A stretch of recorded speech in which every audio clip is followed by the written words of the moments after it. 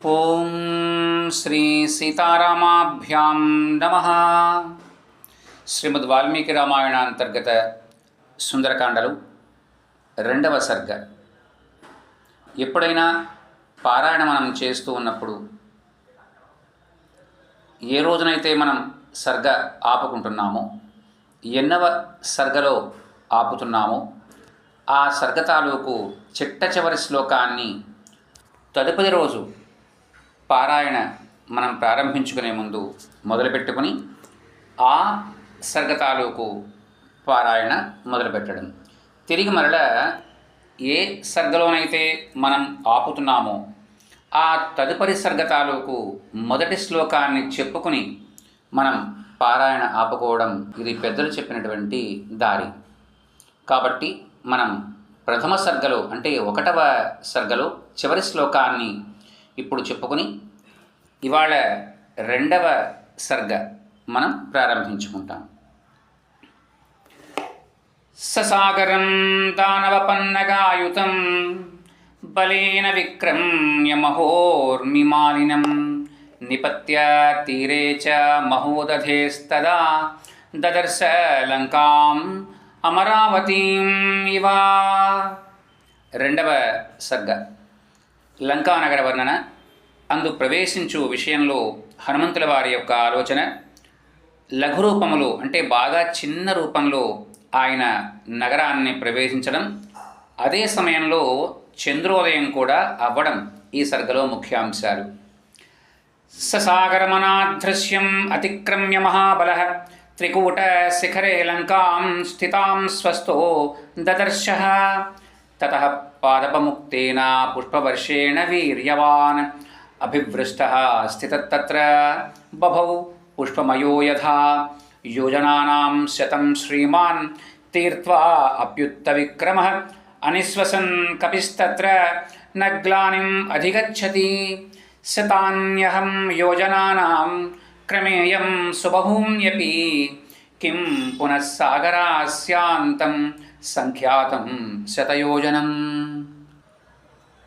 సతు వీర్యవతాం శ్రేష్టః ప్లవతాం అపి చోత్తమః జగామ వేగవాన్ లంకాం లంఘయిత్వా మహోదధిం శాద్వలాని చ నీలాని గంధవంతి వనాని చ గండవంతి చ మధ్యేన జగామ నగవంతి చ శైలాంశ్చ తరుసంఛన్నాన్ వనరాజీశ్చ పుష్పితాః అభిచక్రామ తేజస్వీ హనుమాన్ ప్లవగర్షభః సతస్మిన్నచలే తిష్టన్ వనాన్యుపవనాని చ సనగాగ్రే చ తాం లంకాం దదర్శ పవనాత్మజః సరళాన్ కర్ణికారాంశ్చ ఖర్జూరాంశ్చ సుపుష్పితాన్ ప్రియాళాన్ ముచుళిందాంశ్చ కుటజాన్ కేతకానపి ప్రియంగూన్ గంధపూర్ణాంశ్చ నీపాన్ సప్తచ్ఛదాంస్తథా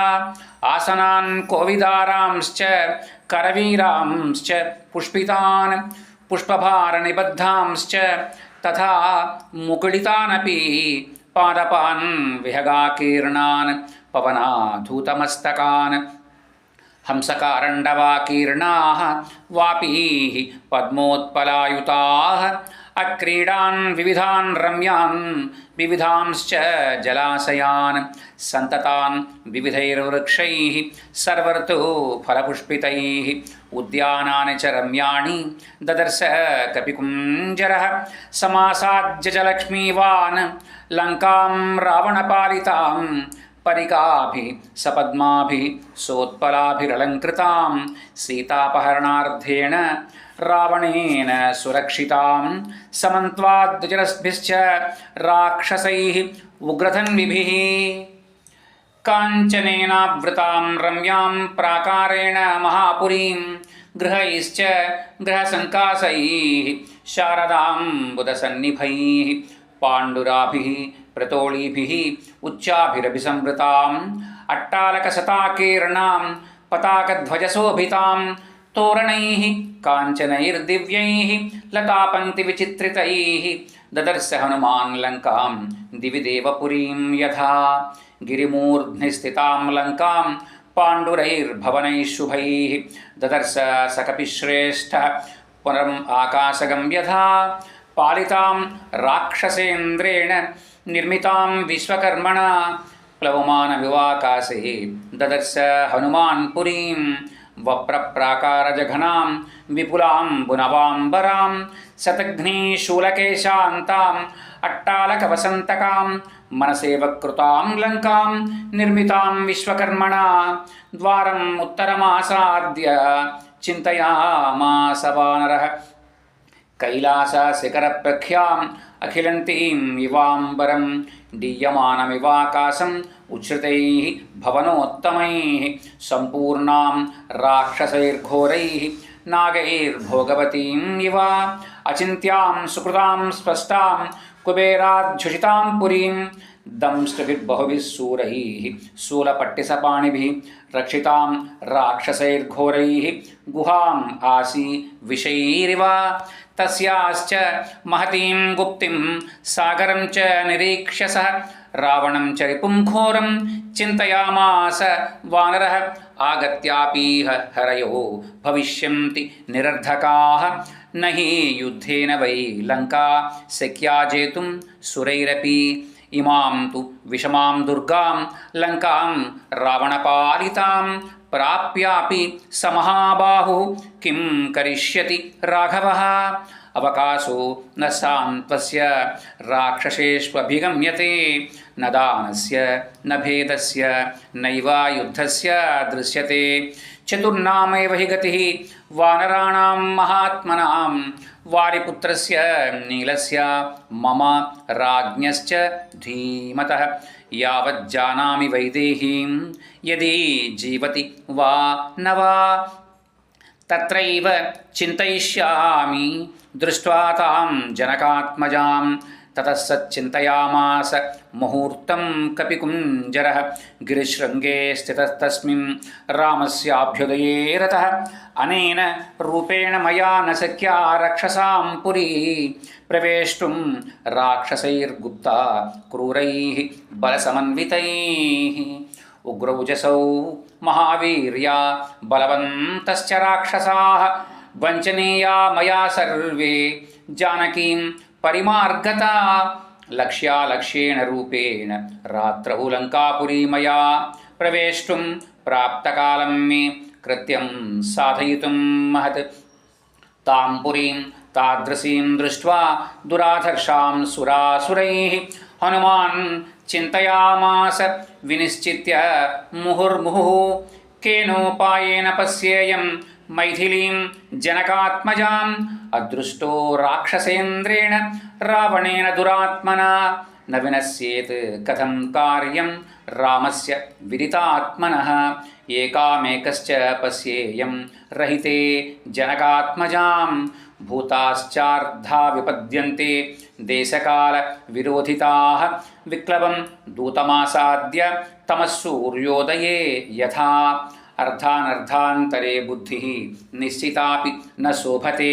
घातयन्ति हि कार्याणि दूताः पण्डितमानिनः न विनश्येत् कथं कार्यं वैक्लव्यं न कथं भवेत् लङ्घनं च समुद्रस्य कथं नु न वृथा भवेत् मयि दृष्टे तु रक्षोभिः रामस्य विदितात्मनः भवेद्यर्थमिदं कार्यं रावणानर्थमिच्छतः न हि शक्यं क्वचित्स्थातुम् अविज्ञातेन राक्षसैः अपि राक्षसरूपेण किमुतान्येन केनचित् वायुरप्यत्र नाज्ञातः चरेदिति मतिर्मम न ह्यस्तविदितं किञ्चित्